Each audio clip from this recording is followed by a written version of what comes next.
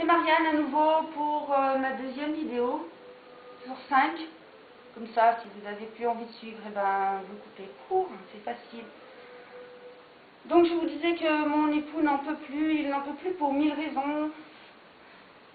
Par exemple, travailler avec des matériels inadaptés, pas en état, des moyens qui mettent tout le monde en danger, lui, ses collègues, mais aussi la population tout entière. Nous sommes en danger. L'État nous met en danger tous. Alors oui, mon mari ne sait pas encore que je vous fais cette vidéo, cet appel au secours à vous. Vous, mes concitoyens, Français de papier, de cœur, patriotes. Par amour pour mon époux, mes enfants, pour ma patrie, la France. Il n'en peut plus d'être aux ordres d'un gouvernement mafieux. Oui, j'insiste, mafieux. Exemple parmi tant d'autres, pour faire plus court possible, Madame la députée Sylvie Andrieux, condamnée à 1 an de prison ferme pour avoir détourné, volé de l'argent public, notre argent, votre argent, 700 000 €, rien que ça. Cette dame est toujours en poste à l'Assemblée nationale et vote nos lois, vos lois, nos lois, avec un bracelet électronique à la cheville. Ça ne choque personne, ça ne dérange personne. En tout cas, on ne dirait pas. Madame Agnès Saal, forcée de démissionner de l'INA, l'Institut national de l'audiovisuel, après qu'un magazine l'ait dénoncé, puisqu'elle a dépensé 40 000 € en frais de taxi non justifiés, dont 6 700 € pour son fils, n'est-ce pas? Son fils aussi avait besoin de se déplacer à nos frais. Elle vient d'être exclue de la fonction publique pour 6 mois, oui, 6 mois. Après, elle sera réintégrée normal. Juste pour info, cette Madame Saal en question est toujours sous le coup d'une enquête en cours pour les mêmes faits, pour 38 000 € de notes de taxi injustifiées, alors qu'elle dirigeait le centre Georges Pompidou de janvier 2013 à avril 2014. Mais chut, silence, faut pas le dire, je ne vous ai rien dit. Monsieur Le Drian, ministre de la Défense et président de la région, je ne sais plus, Nord-Pas-de-Calais, il me semble. Donc Monsieur Le Drian cumule ses mandats avec l'aval de Monsieur François Hollande. Monsieur Le Drian vient de nous faire une annonce fracassante. En effet, ce dernier renonce à ses indemnités de président de région. Mais bien sûr, sauf qu'après une pirouette façon socialiste, on s'aperçoit que Monsieur Le Drian a fait l'ultime sacrifice de, tenez-vous bien, 96 €. Oui, 96 €.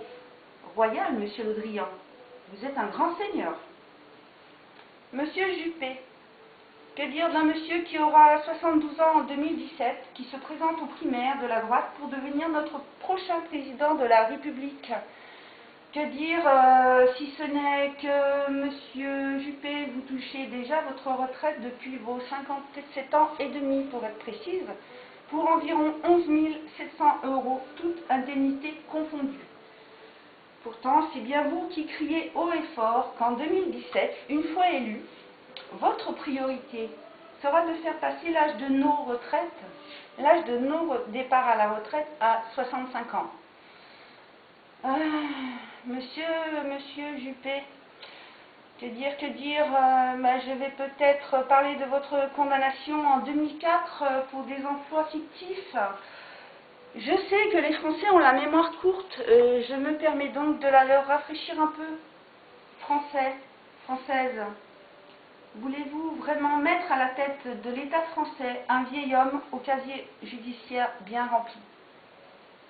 Monsieur Sarkozy, oui, vous aussi, vous voulez être réélu, ben oui, forcément, pour passer entre les mailles de la justice. Avec toutes vos casseroles, on n'imagine pas autrement pour vous. Pour moi, ceci n'est que mon avis. Non, Monsieur Sarkozy, vous n'avez pas changé. Donc, vite fait, vite fait. Honte à tous les cumulards de mandats.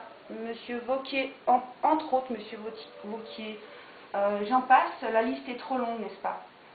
Comment ne pas parler du vote de l'Assemblée nationale dans la nuit du 16 décembre 2015? Le vote de cette loi contre l'évasion fiscale a été rejeté.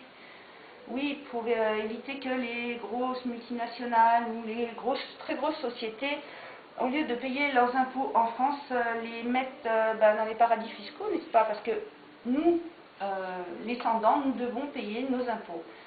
Donc pour leur éviter à ces gens de payer leurs impôts et pour qu'ils puissent continuer à mettre leurs impôts et leurs sous dans les paradis fiscaux, cette loi elle n'a pas été votée. Elle n'a pas été votée puisqu'elle a été rejetée par qui? Eh bien forcément par les socialistes et les républicains entre autres. Mais surtout, je tenais quand même à le signaler. Surtout, elle a été rejetée par vous, monsieur Jean-Jacques Urvoas, notre nouveau ministre de la Justice. Ça promet. Un gouvernement exemplaire, François Hollande. C'est Marianne. C'est ma 2e vidéo sur 5, peut-être à la 3e. Merci.